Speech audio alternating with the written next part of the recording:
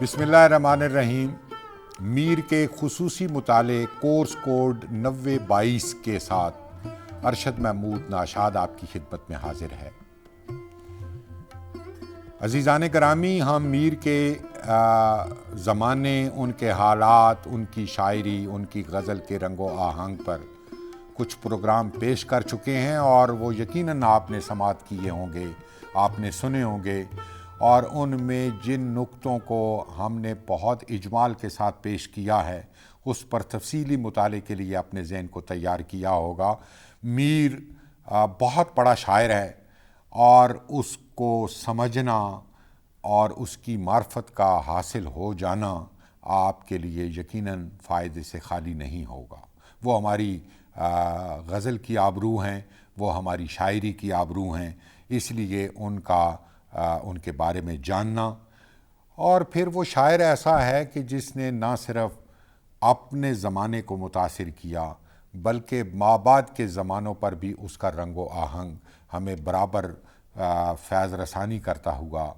دکھائی دیتا ہے۔ تو آج کا ہمارا موضوع بھی یہ ہے کہ میر کے رنگ سخن نے یا میر کی شاعری نے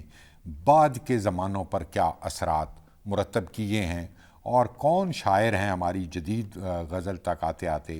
کہ جنہوں نے میر سے بہت زیادہ کسب فیض کیا ہے، ان کی لفظیات سے، ان کے موضوعات سے، ان کی زبان و بیان سے، ان کے انداز سخن سے لذت گیر ہوئے ہیں، اور اپنے شعری متاع کو، اپنے شعری سرمائے کو میر کے رنگ میں ڈھالنے کی کوشش کی ہے۔ تو اس کا آغاز تو میر کے زمانے میں ہو جاتا ہے۔ دیکھیں، جب میر فرماتے ہیں کہ جانے کا نہیں شور سخن کا میرے ہرگز، تا حشر جہاں میں میرا دیوان رہے گا، یا پھر وہ یہ کہتے ہیں کہ پڑھتے پھریں گے گلیوں میں ان ریختوں کو لوگ، مدت رہیں گی یاد یہ باتیں ہماریاں۔ یہ محض تعلیق کے شعر نہیں ہیں، شاعر نے صرف اپنی تحسین یا اپنی تعریف نہیں کی بلکہ اپنا شعور تھا انہیں کہ جو بات وہ کر رہے ہیں یا جس سلیقے سے وہ شعر کہہ رہے ہیں وہ اگلی دنیا میں یا اگلے زمانوں میں یا اگلے ماحول میں بھی اس کی لپک اور اس کا جو حسن ہے وہ ماند نہیں پڑنے والا۔ تو ہم نے دیکھا کہ میر کو گزرے ہوئے 1810 میں ان کا انتقال ہوتا ہے، تو اب تقریباً 2 صدیوں سے زیادہ کا سفر اردو شاعری طے کر چکی ہے۔ ان 2 صدیوں کے سفر میں برابر میر کا جو سایہ ہے وہ ہماری شاعری پر عکس فگن اور سایہ فگن رہا ہے، اور ہم بڑے بڑے ہمارے شعراء نے،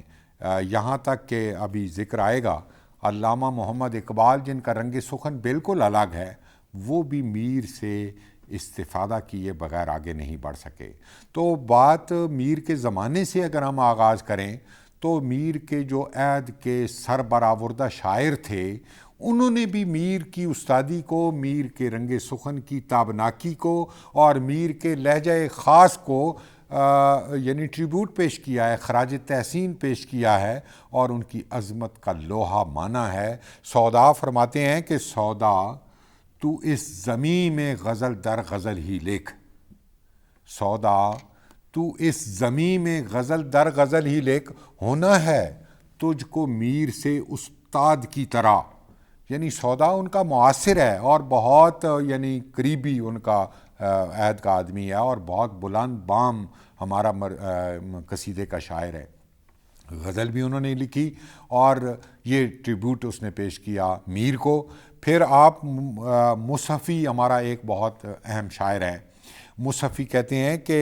اے مصحفی تو اور کہاں شعر کا دعویٰ، اے مصحفی تو اور کہاں شعر کا دعویٰ، پھبتا ہے یہ انداز سخن میر کے منہ پر۔ یعنی میر کی عظمت کو غالب نے ٹریبیوٹ پیش کیا، حالانکہ غالب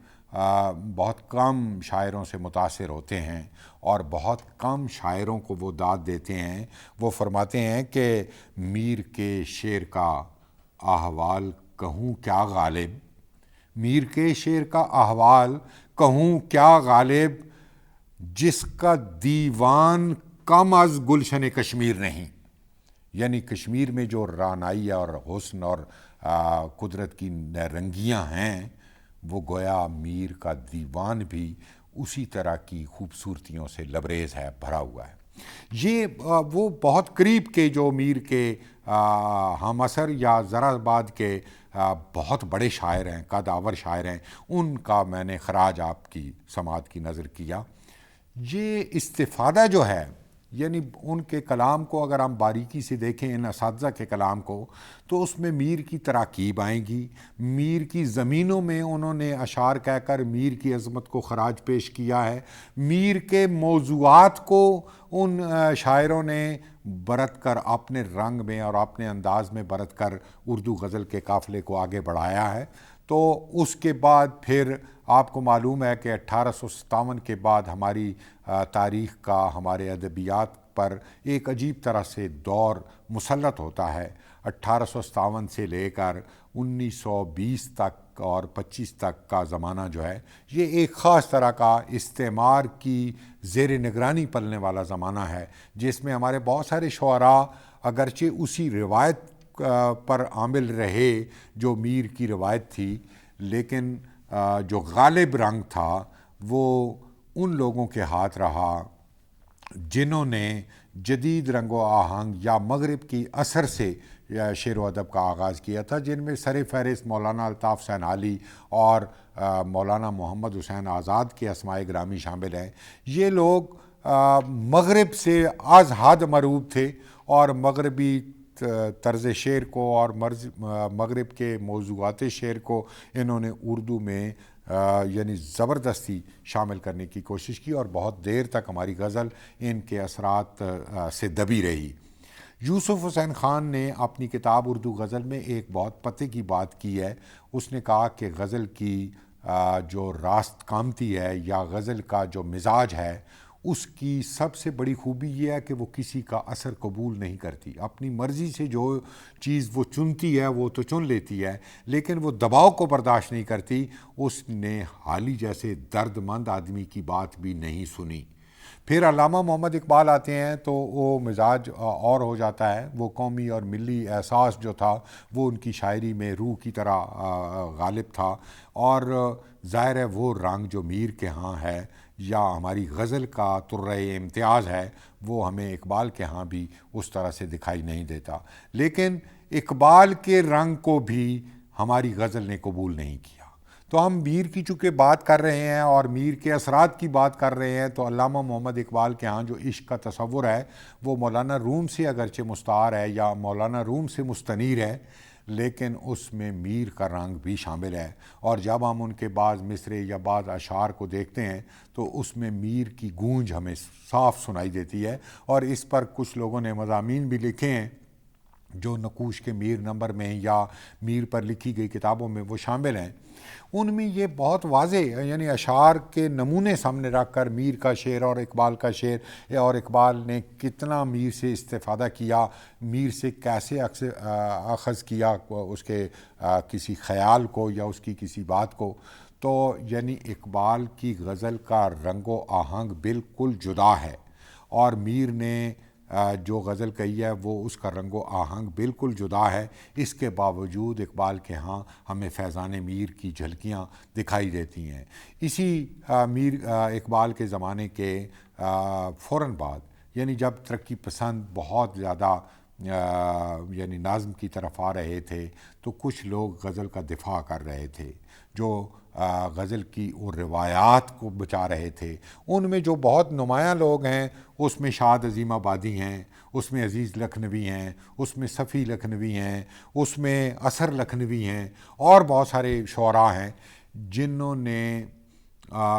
غزل کا دفاع کیا، اور غزل ظاہر ہے وہی تھی جو میر سے کسب فیض کرتی ہوئی آئی ہے۔ اور میر کا رنگ و آہنگ ان شاعروں کا جن کا میں نے ابھی نام لیا، خاص طور پر اثر لکھنوی تو بہت زیادہ متاثر تھے میر سے، اور انہوں نے وہ کتاب بھی میر کا انتخاب بھی کیا اور میر پر لکھا بھی، اور میر کے رنگ سخن سے انہوں نے خود بھی استفادہ کیا۔ اس کے بعد جب ہم جدید غزل جس کو ہم کہتے ہیں، وہ جدید غزل کوئی کم و بیش 20ویں صدی کے ربع اول سے آغاز ہوتی ہے، اور اس کا جو سب سے اولین سرخیل ہے وہ فراق گورکھپوری ہے، اور فراق گورکھپوری چونکہ خود ناقد بھی ہیں اور غزل کے معاملات پر انہوں نے لکھا بھی ہے، انہوں نے بہت واضح لکھا کہ میں نے میر سے بہت کسب فیض کیا ہے، بلکہ اس کی لفظیات میں اور ان کے موضوعات میں اور محبوب کا سراپا بیان کرتے ہوئے یا محبوب کے خد و خال بیان کرتے ہوئے یا ہجر اور وصل کی کیفیتوں کو بیان کرتے ہوئے انہوں نے وہی تلازمات، وہی تراکیب اور میر کے اسلوب اور رنگ کو انہوں نے شعوری طور پر قبول کیا، اس میں اضافے بھی کیے۔ یعنی یہ تقلید محض نہیں ہے، یہ محض نقل کرنا نہیں ہے، بلکہ اس سے اخذ اور استفادہ کر کے اپنے رنگ سخن کو جلا بخشنا ہے۔ ان کا اپنا رنگ و آہنگ بھی اس میں جلوہ ہمیں دکھاتا ہے، اور میر کے فیضان سے اس رنگ و آہنگ کی چمک میں، اس کی تابناکی میں اضافہ ہو جاتا ہے۔ پھر اس کے فوراً بعد تو آپ کو معلوم ہے کہ ہندوستان کی تقسیم کا المناک واقعہ ہمارے سامنے آتا ہے، ایک سانحہ ہمارے سامنے آتا ہے۔ گھروں سے لوگوں کو نکلنا پڑا، اپنی بستیوں، اپنی جنم بھومی سے، اپنے بزرگوں کی قبروں سے انہیں دور جانا پڑا۔ یہ کچھ لوگ ادھر سے گئے، ظاہر ہے کچھ لوگ ادھر سے آئے، اور ایک بہت بڑی ہجرت کا سامنا کرنا پڑا۔ اس ہجرت کے سانحے نے اور اس اپنے وطن کو چھوڑنے کے درد نے پھر ایک دفعہ میر کو بہت زیادہ یعنی ادب کی دنیا میں پھر سے اجاگر کر دیا، احیاء اس کا ہوا باقاعدہ، اور بہت سارے شعراء کے ہاں ہمیں میر کے رنگ سخن کی جھلکیاں دکھائی دینے لگیں۔ اور یہ وہ تھا، اس کے دو اسباب ہیں، ایک تو حالات اس طرح کے پیدا ہو گئے جیسے میر کا زمانہ انتہائی خلفشار اور بدامنی کا زمانہ تھا، اور قتل و غارت گری اور نادر شاہ اور احمد شاہ ابدالی کے حملوں نے جو لوگوں پر ظلم کیا تھا، اس ظلم کا اثر جو ہے وہ میر کی شاعری میں ہمیں دکھائی دیتا ہے۔ تو 1857 کے بعد کی جو فضا تھی، اس کا ایک جبر وہ 1947 میں جب ظاہر ہوا اور ملک دو لخت ہوا، اور اس ملک کے رہنے والے ادھر کے لوگ ادھر آئے، ادھر سے لوگ ادھر گئے، اس ہجرت نے انسانوں کو بہت بڑے دکھ سے دوچار کیا۔ تو یہ وہ فضا بنی، بالکل میر کے زمانے کے ساتھ ہم آہنگ ہو گئی۔ ایک تو میر کے احیاء کا بنیادی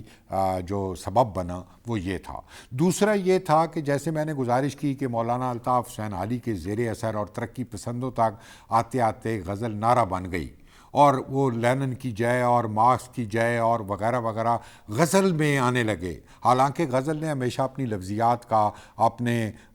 موضوعات کا بڑا احترام کیا ہے۔ وہ علی نے جب سفر شروع کیا تھا کہ اے عشق تو نے اکثر قوموں کو کھا کے چھوڑا، جس گھر سے سر اٹھایا اس کو بٹھا کے چھوڑا، وغیرہ وغیرہ، اس طرح کی ورسیفیکیشن یا اس طرح کا منظوم جو تبلیغ تھی، اس نے غزل کو نقصان پہنچایا تھا، اور یہ سفر چلتے چلتے 1947 تک آ گیا تھا۔ ترقی پسندوں کا جو رنگ تھا وہ غالب تھا، اور پھر اس کو روکنے کے لیے، اس سیل کو روکنے کے لیے بھی ہمارے میر کام آتے ہیں۔ پھر ہمارے شاعروں کا ایک قافلہ، ایک پوری کھیپ 1947 کے قرب و جوار میں وہ ظہور پذیر ہوتی ہے، اور میر کے اس رنگ کو جو وہ حضرت نے کہا تھا نا کہ شعر میرے بھی ہیں پر درد ولیکن حضرت، میر کا شیوہ گفتار کہاں سے لاؤں۔ اگرچہ میر کا کامل اتباع ممکن نہیں تھا، ایک اتنے بڑے شاعر کا جس نے اپنے اسلوب پر اپنی مہر لگا دی تھی، اس کے بعد اس کا اس طرح سے تتبع ممکن نہیں تھا، اس سے مکمل طور پر استفادہ تو ممکن نہیں تھا، لیکن اس کی جھلکیاں ہمیں مختلف شاعروں کے ہاں، خاص طور پر جب ہم یہ 47 کے بعد ابھرنے والی جو ہماری غزل کے بہت اہم شاعر ہیں، جن میں ناصر کاظمی کا نام آپ سر فہرست رکھیں گے، میرت جی نظم کے شاعر ہیں لیکن کچھ غزلیں بھی انہوں نے کہیں، اور میر کے رنگ سخن سے استفادے کے ساتھ کہیں۔ ان کی وہ لمبی بحر میر میں جو غزلیں ہیں، اس کا ایک شعر اس طرح سے ہے جو میر کو خراج تحسین پیش کرتا ہے کہ میر ملے تھے میرا جی سے، باتوں سے ہم جان گئے، فیض کا چشمہ جاری ہے، حفظ ان کا بھی دیوان کریں۔ تو یہ میر جی تک یعنی نظم کے شاعر بھی میر سے استفادہ کرتے ہیں. پھر حفیظ ہوشیار پوری اس دور کا ہمارا ایک بہت نامور غزل گو ہے. پھر باقی صدیقی ہیں، مختار صدیقی کے ہاں، ابن انشا کے ہاں، شان اللہ حقی اور جمیل الدین عالی وغیرہ جتنے بھی شعراء یعنی 1947 کے بعد اور 50 کی دہائی میں ابھرے، نمایاں ہوئے، شہرت بخاری ہیں، ان سب کے ہاں ہمیں میر کی بازیافت، میر کا رنگ و آہنگ اور میر کو اپنے زمانے تک، بلکہ ناصر کاظمی کے اثر سے وہ رنگ اور پھیلا اور جدید تر لوگوں یعنی اسلم انصاری جیسے لوگوں تک بھی وہ آیا، اور اس نے ہماری غزل کو اس کے 3 بنیادی عناصر ہیں. ایک یہ کہ میر کے ہاں رمزیت بہت ہے، اور رمزیت جو اس طرح کے ماحول کی بیان کرنے میں رمزیت کا دخل ہے وہ اہل علم سے مخفی نہیں، شاعروں سے مخفی نہیں، اس لیے انہوں نے میر کے اس رنگ کو قبول کیا. دوسرا، میر کی زبان عام فہم ہے، بالکل وہ کہتے ہیں میں دلی کی جو جامع مسجد کی سیڑھیوں پر جو زبان بولی جاتی ہے اس میں شعر کہتا ہوں، شعر میرے ہیں گو خواص پسند، پر مجھے گفتگو عوام سے ہے. تو وہ عوام کی جو زبان تھی وہ سماج سے جڑی ہوئی زبان تھی، اس لیے جو ہماری جدید تر غزل ہے یا جدید غزل ہے اس کے جو اکثر معمار ہے، آپ دیکھیں نا اداسی بال کھولے سو رہی ہے ہمارے گھر کی دیواروں پہ ناصر، یا ان کے جو معاصر شعراء ہیں باقی صدیقی ہیں یا اس طرح کے، ان کے ہاں نہایت سادگی کے ساتھ تم زمانے کی راہ سے آئے ورنہ سیدھا تھا راستہ دل کا. یہ میر کے فیضان خاص کا نتیجہ ہے کہ ہمارے ان شاعروں کی غزل میں وہ زبان و بیان ہمارے سامنے آتی ہے جو نہایت سادہ ہے لیکن سپاٹ نہیں ہے، اس کے اندر تخلیق کے عناصر گندے ہوئے ہیں. اسی طرح پھر میر کے جو موضوعات ہیں اور تصوف کے ساتھ جڑی ہوئی جو باتیں اور رمزیت ہے وہ بھی ہماری جدید غزل کا حصہ بنی، اور یہ 3 عناصر پوری تابناکی کے ساتھ میر کے استفادے سے جدید اردو غزل کا حصہ بنے ہیں. اور ان شاعروں نے یہ سارے تخلیقار،